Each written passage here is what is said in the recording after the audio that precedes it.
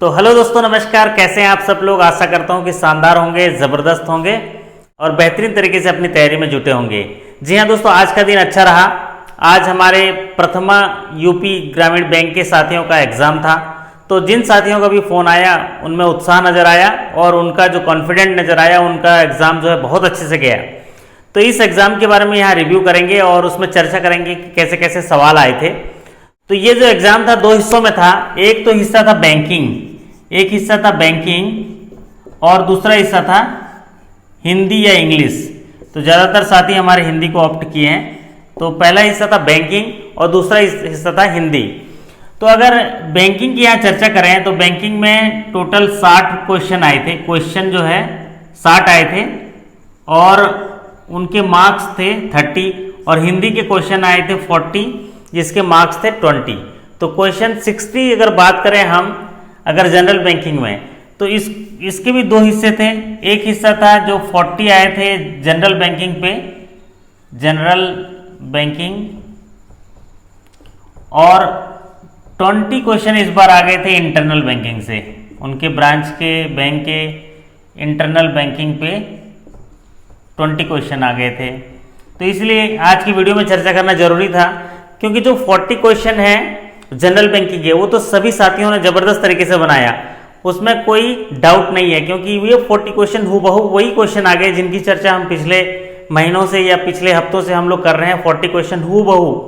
और तो और सबसे ताज्जुब वाली बात है, इसके 50% सवाल, 20 जो सवाल है ना, इसके 20 सवाल जो है वो वही आ गए थे जो पिछले आरआरबी में आए थे।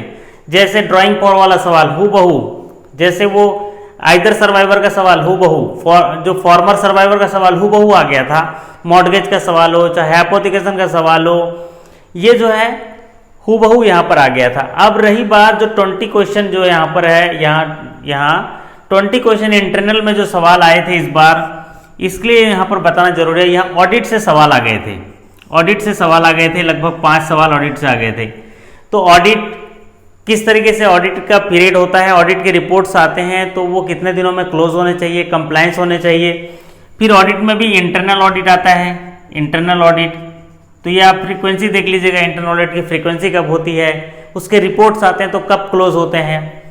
दूसरा जो सवाल आया था कॉन्करेंट ऑडिट के बारे में, कॉन्करेंट ऑडिट कि कॉन्करेंट ऑडिट कितने जो होते हैं, कितने करोड़ के बिजनेस में कॉन्करेंट ऑडिट किया जाता है, उसकी रिपोर्ट जो है कितने दिनों में क्लोज की जाती है।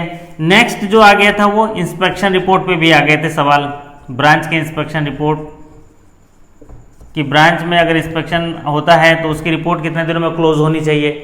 तो ये अपने अपने बैंकों का इंस्पेक्शन रिपोर्ट देख लीजिएगा, उनकी फ्रीक्वेंसी देख लीजिएगा। और अगला जो सवाल इसमें आ रहा है वो थोड़ी सी लैंडिंग पावर के लिए आ रहा है। लैंडिंग पावर पूछ दे रहा है चीफ मैनेजर का लैंडिंग पावर कितना है या आपके ब्रांच मैनेजर का लैंडिंग पावर कितना है। तो यहाँ जैसे पूछ दिया किसान गोल्ड कार्ड में चीफ मैनेजर की लैंडिंग पावर कितनी है, तो ये आप देख लीजिएगा। दूसरा जो स्टाफ वेलफेयर स्कीम है जिसमें लोन आते हैं, स्टाफ लोन भी आते हैं, तो स्टाफ लोन के लिए सवाल पूछ दिया, स्टाफ लोन। हाउसिंग लोन में रिपेयर मेंटेनेंस के लिए कितना है, हाउसिंग लोन में बिल्डिंग कंस्ट्रक्शन के लिए कितना है, तो स्टाफ लोन के बारे में देख लीजिएगा। फिर वो इसमें देखिए बिजनेस जो कमीशन होता है, आपके जो डोर स्टेप सर्विस है उसके बारे में चार्जेस के लिए सवाल आ गया है। फिर आपके जो एजेंट कमीशन है, जो डिपॉजिट मोबिलाइजेशन करते हैं या डिपॉजिट जो अमाउंट कलेक्शन करते हैं उनके लिए कमीशन की बात आ गई। तो ये पार्ट जो है आपको थोड़ा सा गो थ्रू होने वाली बात है। जिनका एग्जाम आने वाले 30 तारीख को है उनको थोड़ा देख लीजिएगा अपने ब्रांच के। और देखिए इनमें बिजनेस फिगर से रिलेटेड कोई सवाल नहीं पूछा, तो आप कैसे इस छोटी छोटी चीज़ों पे भी हम ध्यान नहीं दे पाते, लेकिन इसमें सवाल पूछता है, फिर हमें उन सवालों के उत्तर करने में थोड़ी दिक्कत होती है। तो अगर इनको देख लेंगे मोटा मोटी तो आपका बहुत अच्छा एग्जाम जाएगा। अब रही बात हिंदी की, तो हमारे तमाम साथी हिंदी में निपुण हैं, उनको कार्य साधक ज्ञान होना माना जा सकता है हिंदी के हिसाब से, तो हिंदी तो बढ़िया बनाए होंगे। बस आज की वीडियो में मुझे इतना बताना था कि इंटरनल पार्ट में आपको इस चीज़ों को थोड़ी सी फोकस करनी है। जब इस एग्जाम में ऐसा आया है, हो सकता है 30 तारीख के एग्जाम में हूबहू ऐसे सवाल आ जाएं, तो आप लोग ध्यान होकर इसको देख लीजिए। और आपके मन में कोई डाउट हो तो मुझसे सवाल कर सकते हैं, मुझसे पूछ सकते हैं, बात कर सकते हैं, मैं आपकी मदद करने के लिए तैयार हूँ। लेकिन जिन साथियों का पेपर अच्छा गया उनको बहुत सारी बधाई और आने वाले इंटरव्यू के लिए बहुत सारी शुभकामनाएं। एग्ज़ाम तो आपका ब्लॉक हो गया, एग्ज़ाम हो गया और इसमें जो बैंकिंग हो चाहे हिंदी हो, जितना नंबर पाए उसे घबराने की ज़रूरत नहीं, आप कॉन्फिडेंट रहें, क्योंकि आपका जो एग्रीगेट मार्क्स है रिटर्न एग्जाम का प्लस अप्राइजल का और इंटरव्यू का, सारे एग्रीगेट मार्क्स मिला के ही आपका जो पूरा मेरिट बेसिस तैयार होगा।